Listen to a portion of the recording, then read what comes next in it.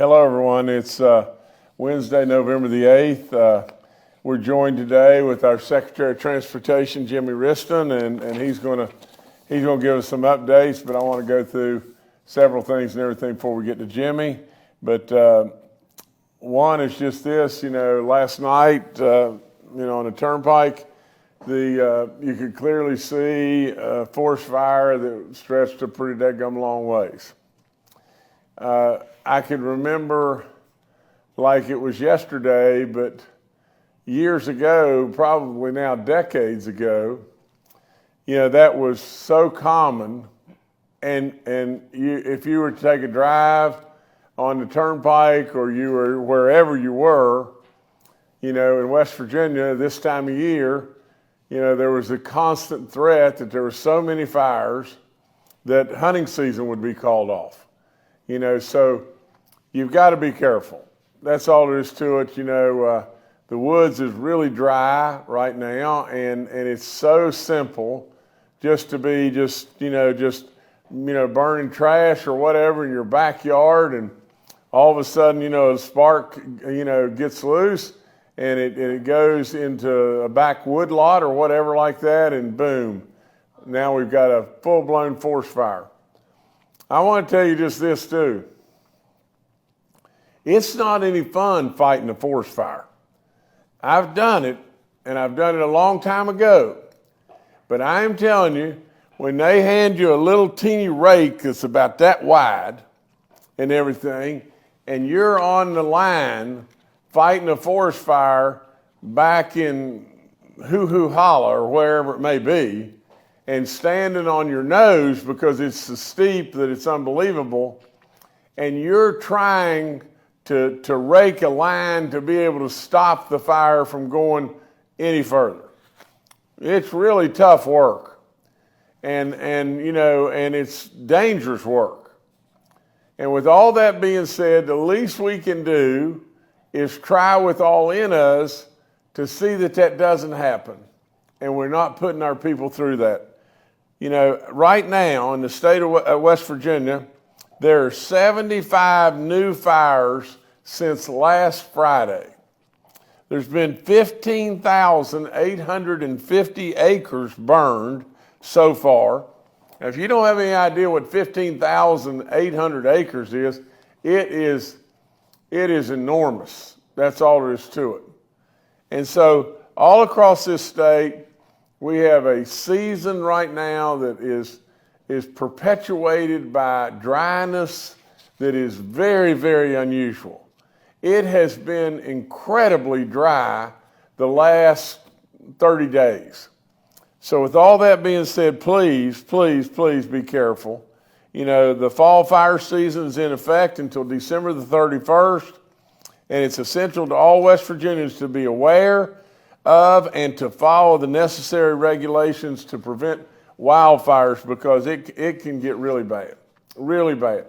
I remember like it was yesterday when absolutely you couldn't hardly see because of the smoke.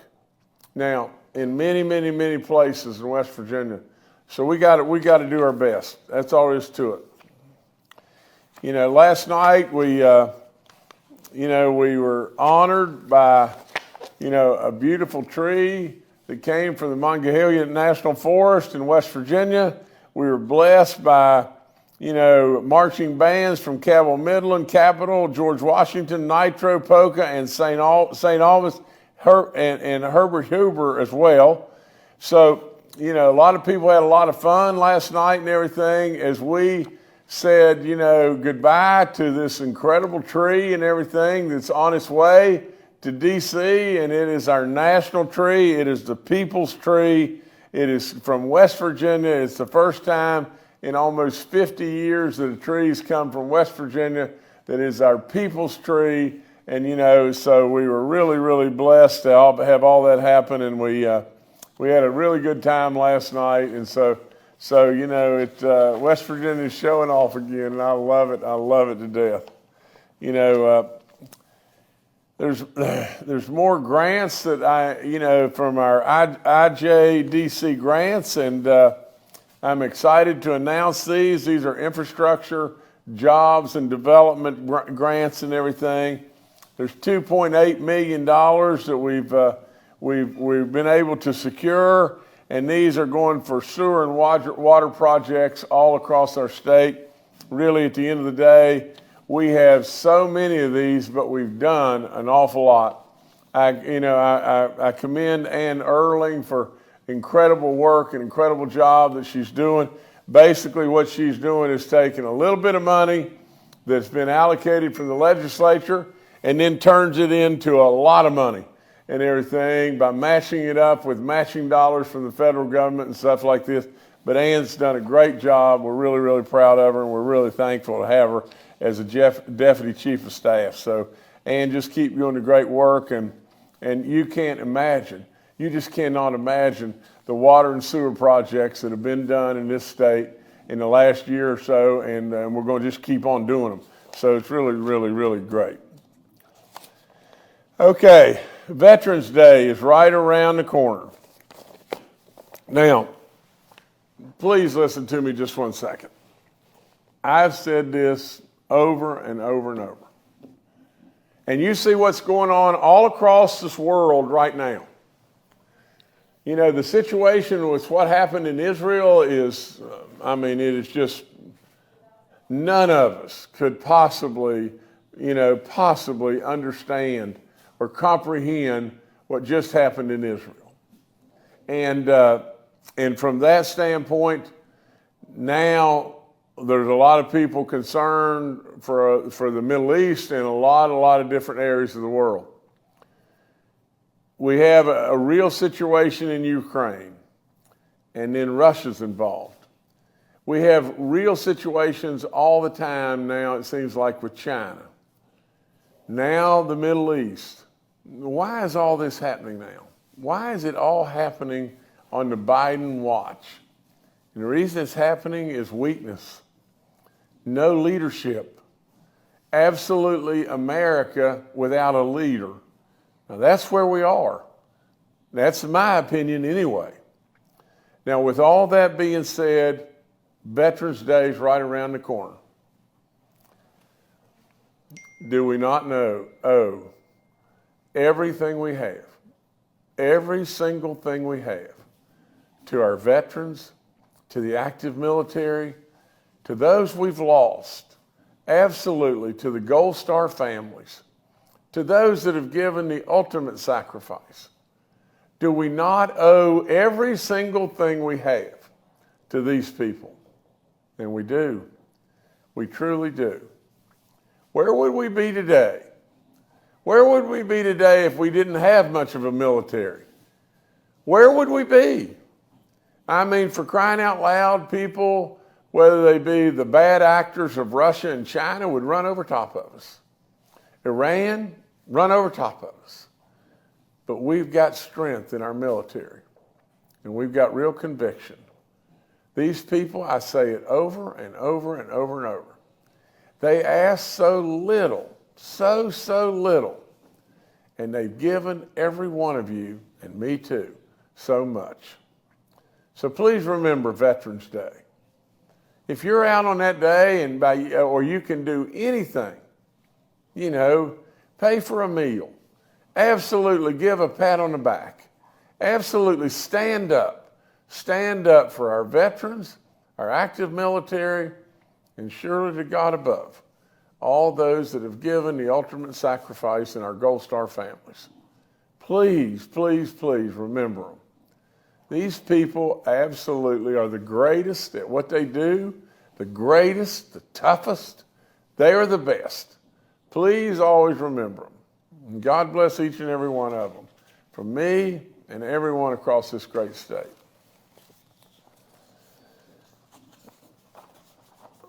Okay, November is National Adoption Month, and it's we're going to surely have that in West Virginia.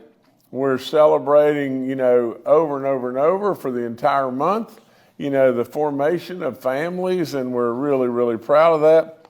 We have nearly 1,200 foster kids who are at this time looking for a home, and so please consider. And it's amazing when you think about the families that have adopted kids and everything, and you know, I'm a coach. I've been a coach forever, and you run into those kids from time to time. It is just a bond and a greatness that really touches your heart. So please consider. Okay, well, you know, we keep switching channels here, but tonight both Marshall and WVU are hosting Sunbelt Conference semifinal matches, and Marshall's going to play Kentucky, and WVU is going to play South Carolina, and we surely wish them the greatest and the best and everything, and all their fans as well. So good stuff. Two great schools and everything. We're so blessed, so blessed in this state to have Marshall and WVU. Okay, Jimmy, you're up now. Jimmy's going to talk to us about the summer paving season that we've just gone through and other updates. But Jimmy, it's all up to you now. Thank you, Governor. Any conversation that we talk about transportation, infrastructure, and paving, it begins and ends with your big, bold vision of the Roads to Prosperity program. That's a vision that you took all across the state and shared with the folks, and they approved it with 70% of the voters approving this program and this approach. It brought in nearly $3 billion in revenue to tackle major projects all over the state. The Roads to Prosperity has had a huge impact on the revitalization of the Department of Transportation, and we've taken that seriously. We followed your lead and with the leadership and the way we've structured things and worked this program. Approximately 1,200 of the 1,263 Roads to Prosperity projects undertaken under this project are complete now, totally complete. The next 60 or so, depending on how well we can stretch some of those dollars, may over the next year you'll see those moving along toward completion as well. The Roads to Prosperity program absolutely saved the Department of Transportation. It saved the state. It laid the foundation for all the growth that we've seen in every sector across the state. This was part of the vision you had, not just to get the roads fixed, which we desperately needed. 10 years ago, it was really easy to find a bad road because they were all bad. They're not all bad today. In District 4 alone, and that's an area that really needed considerable work. District 4, it includes Doddridge, Harrison, Monongalia, Preston, and Taylor counties. We've paved nearly 115 miles of mostly rural roads in that district, done mostly by our own in-house pavers. Another downstream positive effect of the Roads to Prosperity program is we were able to purchase 4 drills and put our own crews operating those drills and really put a focus on taking care of slips and slides all across the state. At one time, I reported to the legislature that there were 2,300 known slips and slides in the state. Today, that number is under 1,000. We have completed 1,500 slip and slide projects in the last few years, just the last few years. We have moved the culture in the Department of Transportation. We've moved the culture based on your secondary road initiative vision once more that you shared with us, Governor. We moved to go back to our roots internally. We allowed our employees to recover their pride and their West Virginia spirit to tackle these tough things that we've been trying to do. Today, and you announced it just last week, that pride shines forth. We were able to capture first place at the operations and safety training for our equipment operators and competed with 11 other states and took first prize. That's West Virginia pride at work right there. And they take that out there on the roads each and every day. There's more than 7,000 bridges in the state, including nearly 200 that are not owned by the state. One of our big tasks, probably one of our most serious tasks, is to inspect those bridges, assess their conditions, and to do load ratings for those bridges and ensure that they're safe. We do that. Just this past year alone, we inspected more than 4,000 of the more than 7,000 bridges in the state. We have moved to a data-driven decision-making organization. It's really very simple. The data drives our decisions. The data drives the priorities. It's needs-based. We have implemented a bridge management system that's the envy of the country. It's literally the envy of the country. It's a comprehensive program that does just that. Today, we have a 10-year bridge program for rehabilitation, rehab, and replacements. We treat our pavements the same way. We have a 10-year interstate paving program. We have a 10-year U.S. route paving program. We have a 10-year West Virginia route program. And don't forget, we're still working hard on those secondary roads that are a lot more important to a lot more people. And we really focused on those, and we're doing well with those. All the equipment that we were able to purchase, thanks to the surpluses that the success of West Virginia under your leadership has given us, has allowed us to do more and more and more work. I stood before the legislature just this past January and heard the audit report that told the people that we had completed double the amount of maintenance operation works in 2019, in 2020, in 2022. This year is no different. We're going to do the same thing. Double those works. We're having another record paving year, another record construction year, another record project development year. Today we have over $4 billion of active contract construction projects going on all across the state of West Virginia. $4 billion of active contract construction. We also have nearly $1 billion of contract consulting engineering happening right now to come right behind it with more projects as soon as they're developed. The culture change that I mentioned was not easy. It wasn't took leadership. And that's what we've got with you, Governor. Thank you. You instilled the leadership. You gave us the model to work from. You've moved us to where we're not just thinking about the X's and O's and not just thinking about the formulas and the calculations. And as an engineer, those things they're important to me. But we really have to think about the business side. So when you work for a businessman, you start adopting those business principles, and that's what we're doing. The back office processes that we worked on are much more efficient. We've got better policies. We've got better folks involved. We're more transparent. We're more accountable than we've ever been in the history. We've also showed efficiency in many, many areas. Your idea for combining some of those smaller agencies into a multimodal agency created grand efficiencies there. In the Department of Transportation, we have a one DOT philosophy, and that's exactly what that means. And that's modeled from your cabinet, the team you put around you, Governor, that actually works together. It's really easy for the West Virginia Division of Highways to work with tourism or the DNR or the DEP. These things happen on a daily basis. Someone has a need. They make a phone call and something happens, and that's exactly what happens within the Department of Transportation with these other agencies. So, Governor, the Roads to Prosperity started it. The Roads to Prosperity is what's turned it around. It's saved our state. Thank you.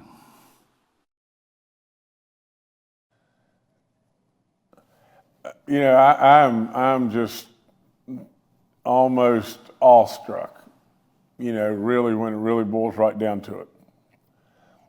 And Jimmy, you have done an amazing job. That's all there is to it. I hope to goodness that this audience and the media and many, many, many, you know, would take heed to exactly what's happened in the Department of Transportation. I mean, not tooting my horn or not tooting Jimmy Riston's horn, but really and truly, we walked into a situation just a few years back when we absolutely were just as upside down as we could possibly be. Think about it. Think about it. There were people all over the place that couldn't hardly get to the convenience store, and I say it this way, I've said it many times this way, because of the potholes or the damage to the road or the unsafe situations. They couldn't even get to the convenience store without tearing their cars up. Think about how this has changed. Think about what's done here. Think about what this man has just said over and over and over of all the different things. Think about all the damage to the, that were to the guardrails or the slips or absolutely all the tens and tens of thousands of miles of paving and ditching and everything has happened. Think of the transparency that he spoke about. That how the agencies, and think about how we have adopted an approach to where the agencies work together.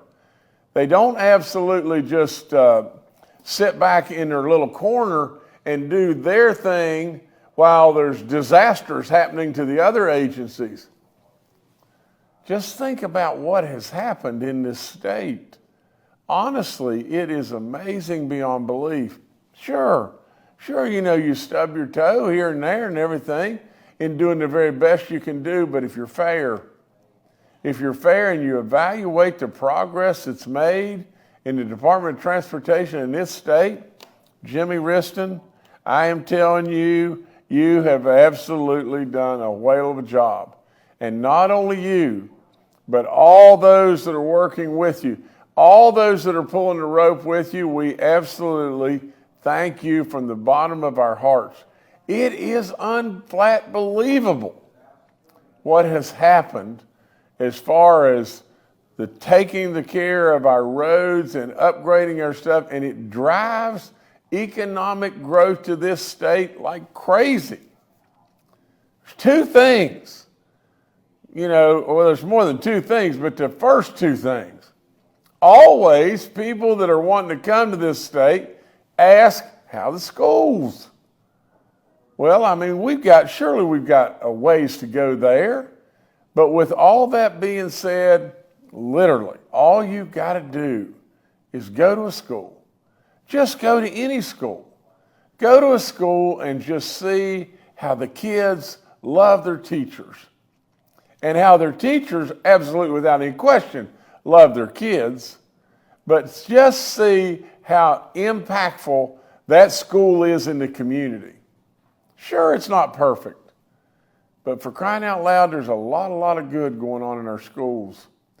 And absolutely, for people that are coming here and everything, when they see that, they gravitate to that because they want that in schools. They want people that really care.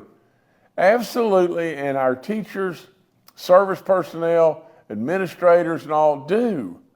They do just exactly that. The next thing that people look at about moving to this great state or whatever is the roads. The roads are, a fundamental function of life today. Schools, now your roads. Well, for God's sakes, 11. What is going on with our roads is unbelievable. Imagine. Jimmy Riston just said, and I think I got this right, $4 billion of active, construction and or contract construction going on today in West Virginia. Today, active. It's unbelievable. It's flat unbelievable. Now, absolutely, we can have a Clark Griswold moment, to where Clark worked like crazy out there putting up all those lights, didn't he? And then his dad walked out there when he finally got them all put up and said something like, Clark at third row's not twinkling. Then Clark put his arm around his dad and says, thanks, Dad. Thanks for noticing that. Well, absolutely. I'm telling you, there's going to be third rows not twinkling. But really and truly, the work that has been done doesn't look like Clark's house. The work that these people are doing, and congratulations to the team as far as our operators and their expertise, but the work they do is terrific. Compared to where we have been, compared to decades ago, when literally There was issues in the highway department like nobody's business. But the issue primarily centered around, we didn't get it done, did we? Like it or not like it, but we didn't get it done. Well, that's changed now. You know, in past administrations, they went and they did. They sold all kinds of the maintenance equipment and everything just because we didn't have any money. Literally, at the end of the day, we were strapped in a tough spot. Today, we can find a road that's not twinkling.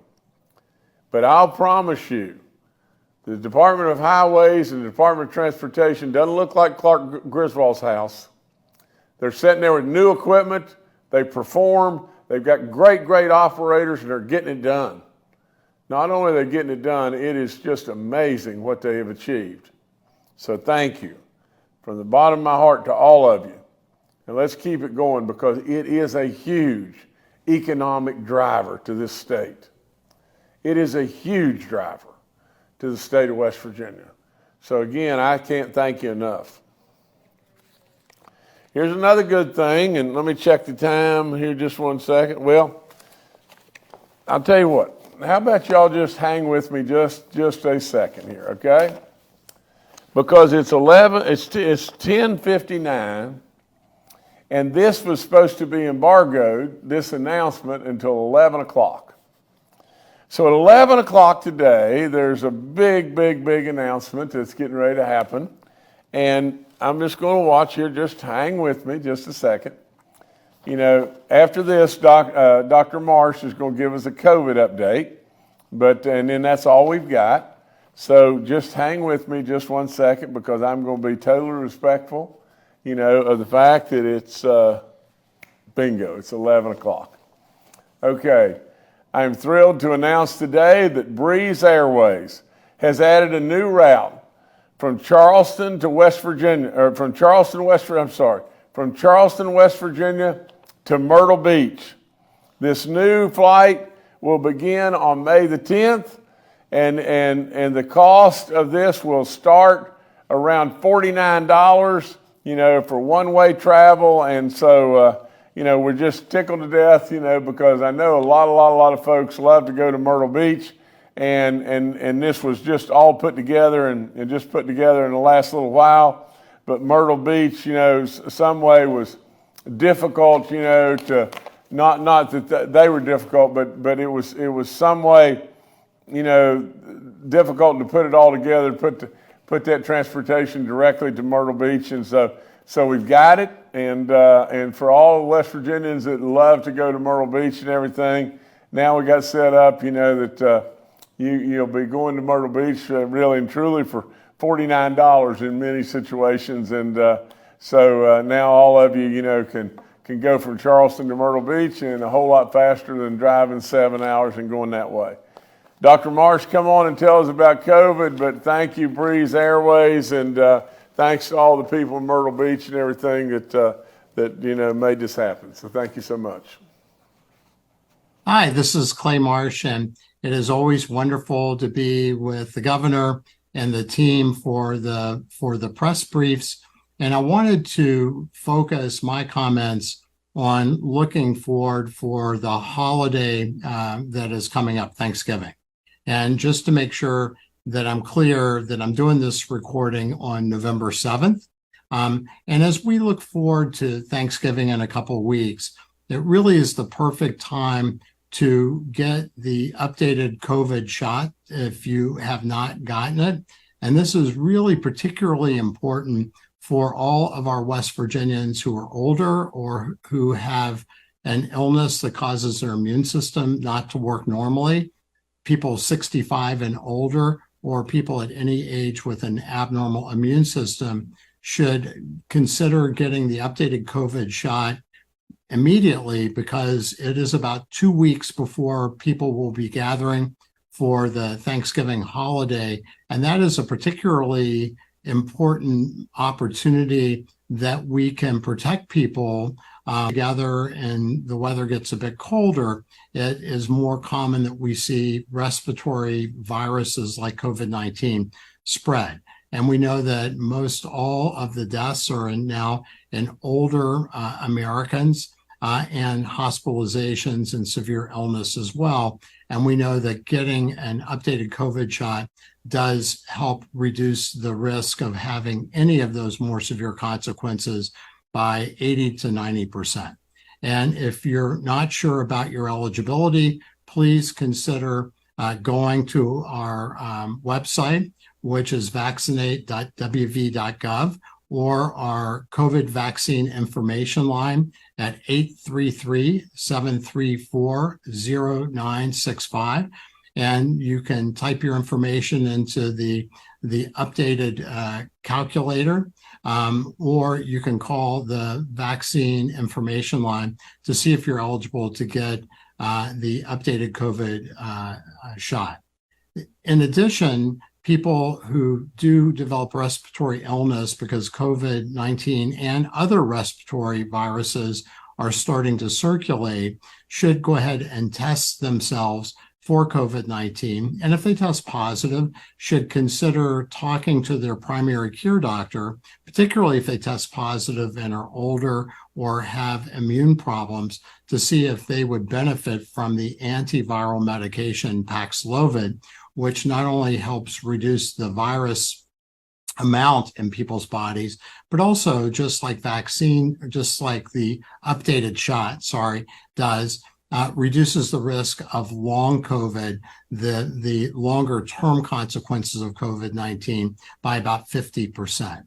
And as you're considering getting the updated COVID shot, please also consider getting a shot for the respiratory syncytial virus, RSV, which is shown to be more problematic as far as severity of illness for people who are over 60 years old. And the new RSV vaccine is now available for all Americans over 60 years old.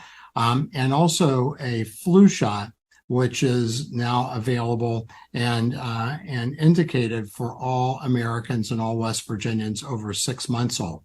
And all of these shots need a little bit of time, about 2 weeks or so, to reach their best strength. And so this is a good opportunity to look at getting the updated COVID shot, the RSV shot, and also the flu shot.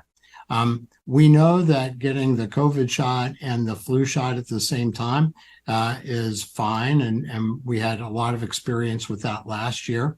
Because the RSV shot is new, we don't know if getting all 3 shots will not have people feel like they have the flu or something, because ultimately these shots stimulate your immune system, so it gets your immune system ready that if you get exposed to the real virus, COVID-19, or respiratory syncytial virus, RSV, or the flu, then your body is ready to fight it.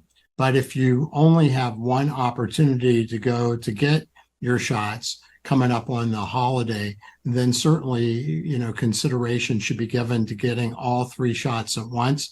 If you can make more than one trip, then perhaps limiting the shots to a COVID shot and a flu shot in either arm, and then coming back to get the RSV shot.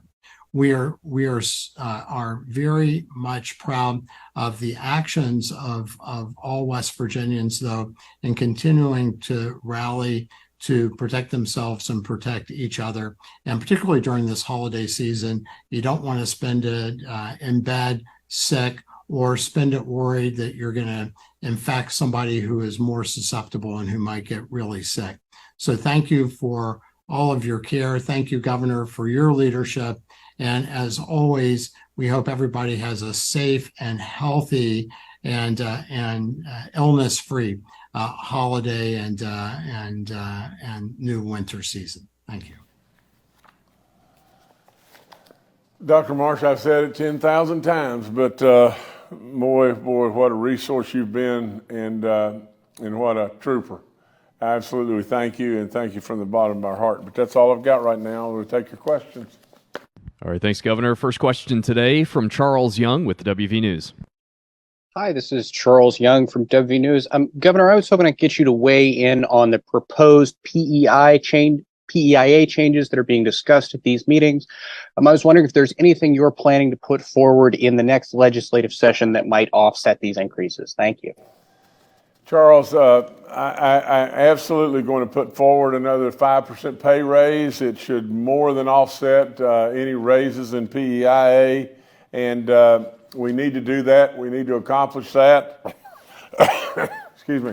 And without any question, that's what I'm going to do.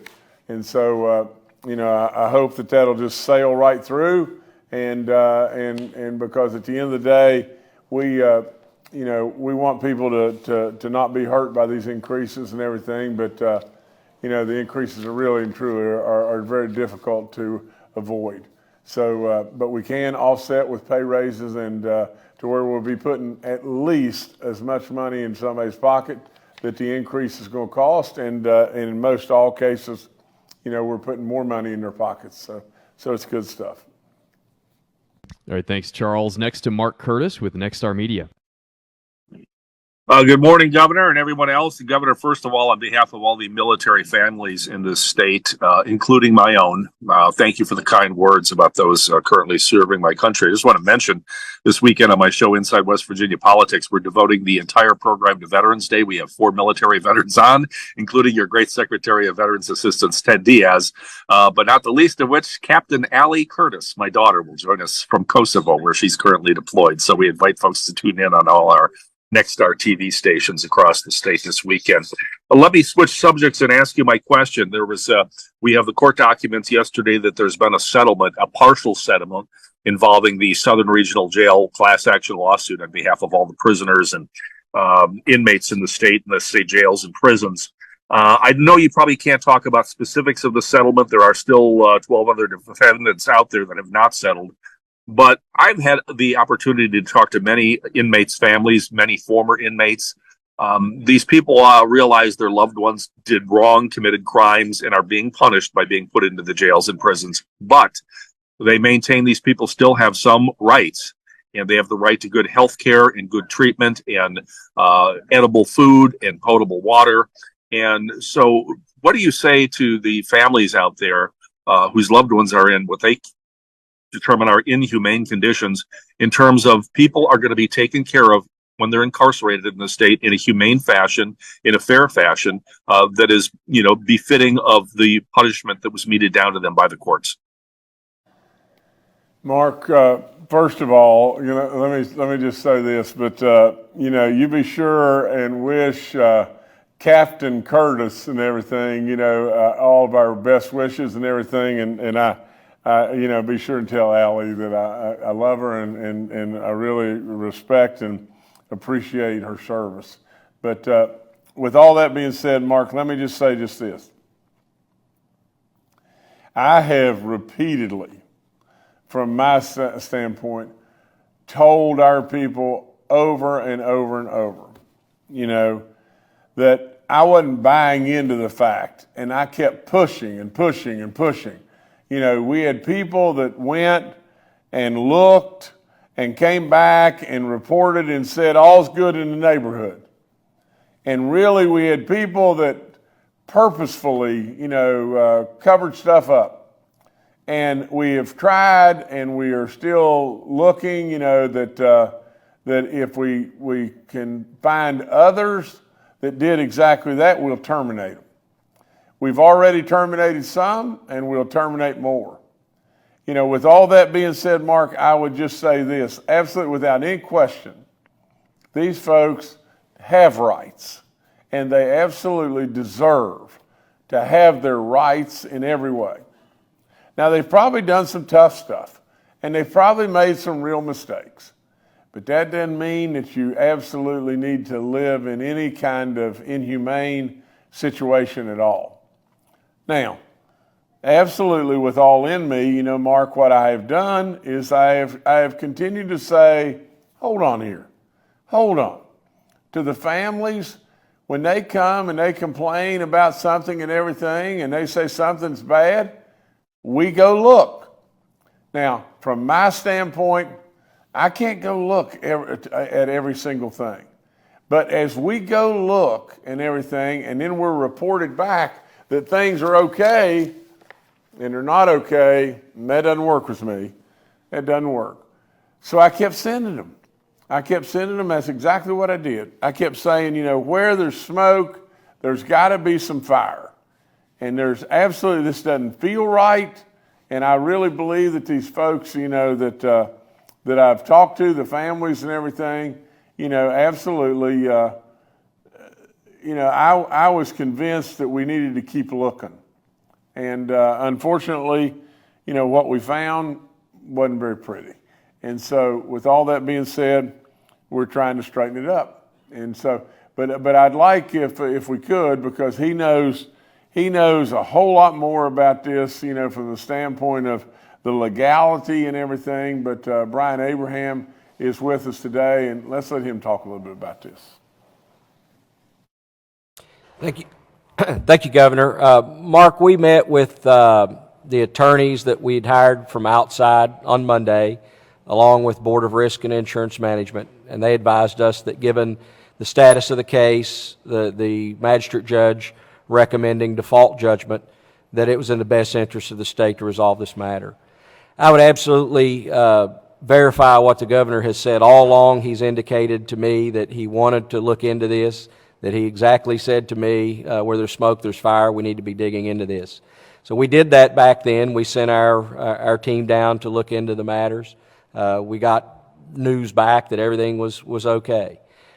We've since learned that staff at the jail weren't doing the things they needed to do. The governor's instructed me to now conduct another internal investigation regarding any other potential employees that might be implicated in this. We've done that already. It already initiated that. As the governor had indicated, there's been 2 high-level individuals that have lost their employment as a result of this. There may be others coming.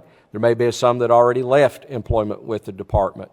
Notwithstanding, we believe we have a good leadership team in place.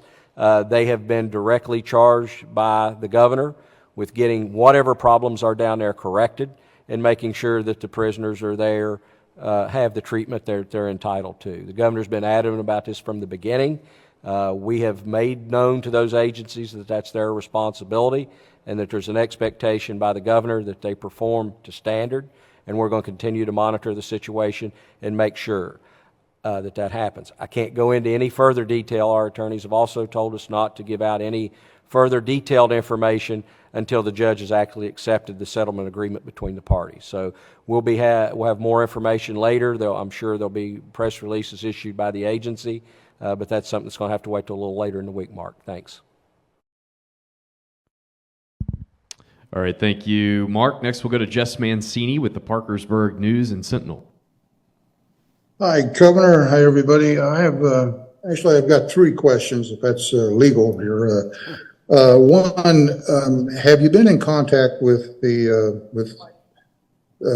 Donald Trump or his family about perhaps making an appearance for you next year in the Senate campaign? And 2, if the ex-president happens to be convicted of any of the charges, if any of the charges against him, would that weigh in your decision to have him come here? And 3, for the transportation secretary, this may be one of those Mark Griswold moments there, but Route 2 north of Parkersburg, the construction there, any idea when that will be completed? Thank you. Okay, Jeff, let me, it is Jeff, is that correct, Jeff? But let me comment on my 2 things. I don't know how to be more blunt than this, from the standpoint of asking the president, of the United States, which, President Trump was surely president, and the likelihood, in my opinion, is that he will be our next president. That is my hope anyway. With all that being said, from the standpoint of me asking him for his endorsement, I didn't do that. And the reason I didn't do that is I don't think that's my place. I think, naturally, that I would love to have his endorsement. And he has endorsed me, which is great. And we are really close friends, and that is really good and everything. But absolutely, I did not think it was my place to ask a former president of the United States of America to do anything for me. Absolutely, I felt like that in due time, that's what he would do, and that's what he did. We're great friends. And I think absolutely what is going on to him and his family is horrible. Horrible. I mean, absolutely, it is so uncalled for. It is off the chart. And Jeff, I can tell you that if we don't think by what we've seen all over the place that there is some level of corruption in our FBI or Department of Justice or, EPA or whatever it may be, if we don't believe that some people can be really bad actors. Now, as a whole, thank God, as a whole, we should be very, very proud of our DOJ and FBI and EPA because as a whole, unquestionably, they absolutely are led by many, many, many, many good folks. But there's times when the leaders of the band can go awry. Judges can go politically awry. What they're putting Donald Trump and his family through is terrible. Gosh, it's just plain terrible. And your other question was, well, what if he's convicted? Would I still want his support? You dadgum right. And would I stand with him arm in arm? You dadgum right. Because I think it is absolutely terrible, and I think the man did a hell of a job. I mean, I was on the phone day after day after day after day with him, right in the middle of the COVID situation, and nobody knew exactly what to do. What did he do? He stood up, and absolutely in a matter of no time, we had a vaccine. What did he do for the businesses? What did he do for the people? I mean, for God's sakes, living in a situation that nobody knew. Nobody knew what to do. There wasn't any playbook. Absolutely, through all the time that he was here. How did our allies respond to him, and how did our adversaries respect him? Look at the accomplishments. Just look at the accomplishments over and over and over. Return money to everybody's pocket. Absolutely, yeah. Jim will stand there. He calls me Big Jim. Absolutely. Now, I may not be able to come running, but absolutely, I would come to his aid and walk very quickly any day I possibly could. I'm very proud of the job he did. He'll be our next president, too, and we'll be better for it. Absolutely, the whole world absolutely will be better for it. Now, I'm going to turn to Jimmy, and let Jimmy, answer the rest of your question, Jeff, but I appreciate you, buddy. I really do. Thank you. Thank you, Jeff. I don't have the exact completion date for that section Route 2 that you mentioned, but if you will contact our PR department, they will get with the right folks over there and they'll send you that completion date. All right. Now you know me well enough to know, that what I would say back to you. I would say what Dad would say over and over about don't confuse effort with accomplishment. But Jimmy, you for me, get back to Jeff yourself. Check on that and get back to Jeff and everything where he gets a clear answer and gets a clear answer as quickly as possible. Will. All right, thanks, Jess. Next to Brad McElhenney with West Virginia Metro News.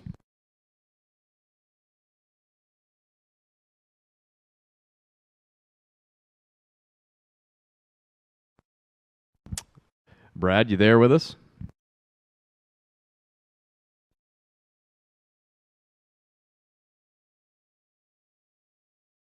Yeah.